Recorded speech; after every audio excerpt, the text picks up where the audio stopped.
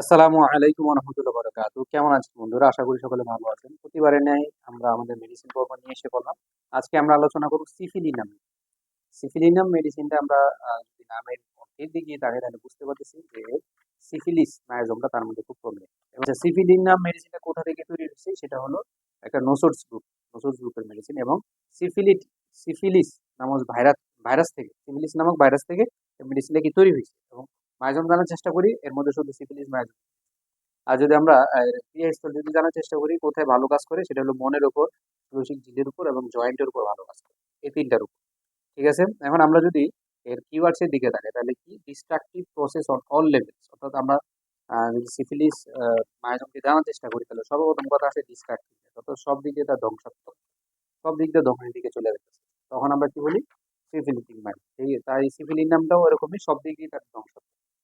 ঠিক আছে? এবং এর যদি আমরা মেন্টাল লেভেল জানার চেষ্টা করি অ্যাংজাইটি অ্যাবাউট হেলথ, সে তার স্বাস্থ্য নিয়ে খুব চিন্তায় থাকে। Fair of infection of contagious, এর বড় কোনো ধরনের ভাইরাস জাতীয় রোগ ছড়াছড়ি মানে পুরা শরীর ছড়ায় যেতেছে এরকম যদি কোনো রোগ হয় সেটা নিয়ে খুব ভয় পায়। Syphilis delusion that he is dirty, সে মনে করে খুব অপরিষ্কার, বারবার হাত পরিষ্কার করতে থাকে, বারবার মুখ ধুতে থাকে, বারবার পা ধুতে থাকে, বারবার যে কোনো একটা জিনিস বারবার থাকে। সে মনে করে তার এটার মধ্যে প্রচুর ময়লা আছে। এমন অনেকে আছে মুদ্রা দোষ, তাহলে হাত ধুইতেই থাকবো, ময়লা যায় না, এমন মনে সন্দেহ। হ্যাঁ, একটা জিনিস ধুইতেই থাকে, প্লেট ধুইতেই থাকে, ময়লা যায় না, সারাক্ষণ ধুই। এই যে এরকম যে মায়ের চিন্তা ভাবনা, এটা সিফিলিস মায়ের জন্য বেশিরভাগ। এবং এরা হোপলেস, তারা ডিপ্রেশনে পড়ে যায় তার রোগটা নিয়ে। উইকনেস অফ মেমোরি, তার মেমোরিটা উইকনেস থাকে, can not remember names or dates, সেও নাম টাম এটা তো মনে রাখতে পারে। তাহলে মেন্টাল সিমটমস এর দিকে আমরা যদি বেশিরভাগ থাকে তাহলে সেটা হলো তার হেলথ অ্যাংজাইটি, মানে হেলথ নিয়ে বেশি খুব চিন্তা ভাবনা থাকে এবং মনে হয় যে তার এই রোগটা আর ভালো হবে না, ডিপ্রেশন করে দেয় এবং নামটাও ভুলে যায়। এবং ডিলিউশন থাকে, সে তার প্রচুর ময়লা হাতে এগুলো পরিষ্কার করতে থাকে এই একটা ইয়া থাকে। আবার যদি আমরা বলি মেডিসিনটা সিফিলিনাম কোথা থেকে তৈরি হয়েছে, সিফিলিস নামক ভাইরাস থেকে তৈরি হয়েছে। এটা নসল গ্রুপের একটা মেডিসিন। মায়াজম কি সিফিলিটিক মায়াজম বেশি। টিআইএস কি মনের উপর, অস্থির উপর, শৈশব বিন্দুর উপর কাজ করে। মেন্টাল সিমটমস কি, সেটা হলো কি যে dilution that he is dirty, বারবার সে তার হাত পরিষ্কার করতেই থাকে। সে তার হেলথ নিয়ে অ্যাংজাইটি ফিল করে, অস্থির হয়ে যায়। সে মনে করে সে তার এই রোগটা ভালো হবে না, নামটা ভুলে যায়, সহজে নাম মনে রাখতে পারে না। এই ছিল তার সমস্যাগুলো। এখন যদি আমরা ফিজিক্যাল সিমটম এর দিকে আগাই তাহলে সেটা কি, যে মিউকাস মেমব্রেনস, যেটা আমরা বললাম নার্ভ অ্যান্ড বোনস ডিস্ট্রাকটিভ, সবকিছু কি মিউকাস মেমব্রেন ও ডিস্ট্রাকটিভ দিকে চলে যায়, নার্ভ বোনস এগুলো। এবং process syphilitic process on all levels, তার প্রতিটা অর্গানের মধ্যেই ধ্বংসাত্মক। এবং আলসার সেপসেস কেরিস অফ বোনস, হাড় হইতে থাকে, আলসার হইতে পারে বা অ্যাবসেস হইতে পারে, যে কোনো কিছু হইতে পারে তার। এগুলো হলো তার এফেকশনের জায়গা। জায়গাগুলো কোন জায়গায় সেটা বোনের মধ্যে হতে পারে, এটার মধ্যে কি নার্ভে হতে পারে, স্নায়ুর মধ্যে হতে পারে। আর কি সেটা শ্লেষিক ঝিল্লির মধ্যে অ্যাবসেস হতে পারে, আলসার হতে পারে, বিভিন্ন ধরনের আরো রোগবালাই হয় এখানে। সিফিলিটিক ইরাপশন অন ইনফ্লামেশন, আচ্ছা তার দাঁতটা খুব পিকুলিয়ার, এই দাঁত দিয়ে তার চেনা যায় আরো সুন্দর করে। The teeth are decayed, loose, still sticky, curvature of spine, তার দাঁত কি ক্ষয় হইতে থাকে, দাঁত ক্ষয় ক্ষয় হয়ে একদম ছোট হয়ে যেতে থাকে এবং স্টিকি টাইপের থাকে দাঁত, আঠালো আঠালো টাইপের, মানে কি, এবং কার্ভেচার শেপ হয়ে যায় স্পাইন গুলা, এগুলা কার্ভেচার শেপ হয়ে যায়, চুকা চুকা। হ্যাঁ, কার্ভেচার তো এরকম থাকে, বক্র। আচ্ছা, বোন পেইনস, তার যে পায়ের ব্যথাগুলো, ওয়ার্মথ অফ দ্য বেড, যখন ঘুমায় তখন খাটের গরমে তার ব্যথা আর বাইরে। এবং কোল্ড অ্যাপ্লিকেশন, তার পায়ের মধ্যে অনেকে দেখবে গরম সেক দিতে ভালো লাগে, কিন্তু তার ঠান্ডা সেক দিলে তার ব্যথা খুব কম।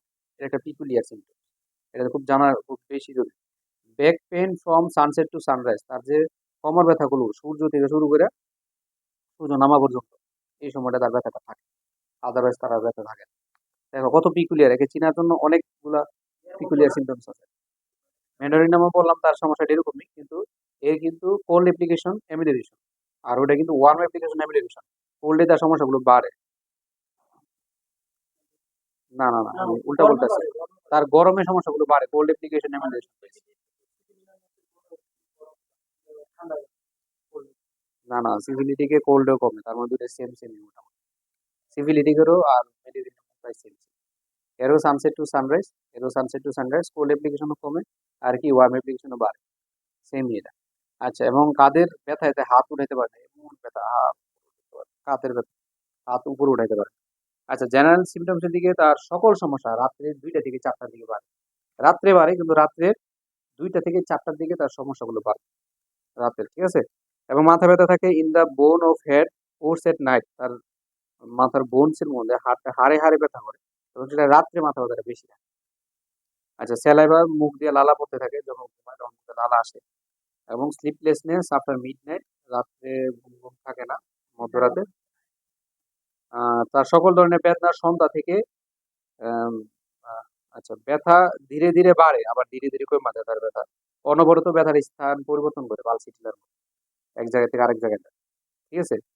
আর যদি আমরা দেখি ঘুম থেকে উঠে তার অসহ্য খারাপ লাগে, রিফ্রেশ লাগে না ঘুম।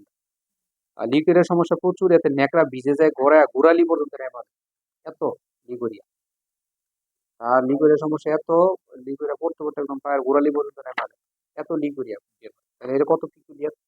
পিকুলিয়ার লিকুইড এগুলো সব জায়গায় নেই। এটার মধ্যে আছে। এটা এই সিম্পটমস আমরা তাকে চিনতে পারি।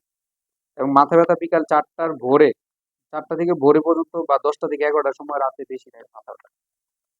আচ্ছা, নিউবর্ন যারা নতুন সদ্যজাত বাচ্চা জন্ম নিছে তাদের চোখের মধ্যে অনেক পিছুটি, ময়লা-টয়লা দিয়ে পুরা চোখ ভইরা যায়। এই ক্ষেত্রে মেডিসিনটা অনেক সুন্দর কাজ করে। এবং এর বেশিরভাগ দাঁতের ধারে ক্ষয় হয়ে যায়, বেশি ভেঙে যায়, ছোট, ছোট হয়ে যায় দাঁতগুলা। এই রোগীগুলা বেশিরভাগ নেশাগ্রস্ত, নেশা করে বেশি। মদ-টদ, গাঁজা-টাজা এগুলো বেশি। সেটা তার বংশগতভাবে মদ-টদ খেতে পারে। নেশাগ্রস্ত হইতে পারে বংশগতভাবে।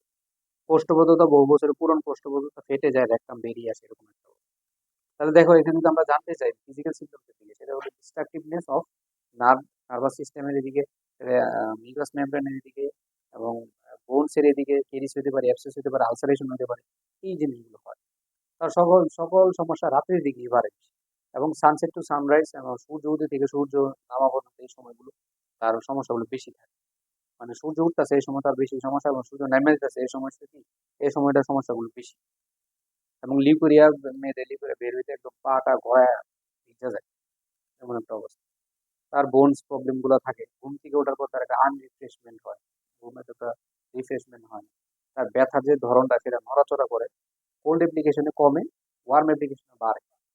সানসেট টু সানরাইজ এগ্রাভেশনও রয়েছে, অনেকটা মেডোরি নামের মতো। কিন্তু তার মধ্যে মুখ দিয়ে লালা আসে, সিফিলিটিক মাইনোমিতে মুখ দিয়ে লালা আসে। ঠিক আছে, ঘুমাইলে মুখ দিয়ে লালা আসে। আর হলো তার দাঁতগুলা ক্ষয় হয়, ছোট ছোট হয়ে যায় দাঁতগুলো, ক্ষয় হয়, দাঁতের ধারগুলো ক্ষয় হয়ে যায়। ঠিক আছে, এই ছিল এই মেডিসিন নিয়ে জানা। এখন আমরা যদি মডালিটিস বলে মেডিসিন শেষ করে দিই, তাহলে সেটা হলো অ্যাগ্রাভেশন হলো রাত্রে ২টা থেকে ৪টার সময় রাতে বাড়ে। এবং আর কমা তো আমরা সবগুলো জানলাম যে ওয়ার্ম অ্যাপ্লিকেশন কম, কোল্ড অ্যাপ্লিকেশনও কমে। এবং অ্যাগ্রাভেশন আরেকটা জানছি কি, সানসেট টু সানরাইজ, এটাও জানলাম। আর ডিজায়ার, সে অ্যালকোহল খাইতে পছন্দ করে, গাঁজা টাজা নেশা জাতীয় এগুলো খাইতে খুব পছন্দ। অ্যাভারশন টু মিট, মানে মাংস টাংস সে খাইতে চায় না। এটা সিফিলিটিক মায়ের যেমন অনেক বড় একটা ইয়া, যে সে তোকে মাংস খাইতে পছন্দ। এই ছিল সিভিল ইসমাইল। আশা করি যতটুকু বোঝানোর চেষ্টা করছি। আপনাদের যদি আরো কোনো প্রশ্ন থাকে আমাকে কমেন্ট করে জানাতে পারেন। এবং আপনাদের প্রতিনিয়ত এই ভিডিওগুলো দেওয়া হবে, যারা এই ভিডিওগুলো দেখতে চান লাইক, কমেন্ট, শেয়ার, সাবস্ক্রাইব এবং ফলো করে পাশে থাকুন। ভালো থাকুন, সুস্থ থাকুন। আসসালামু আলাইকুম।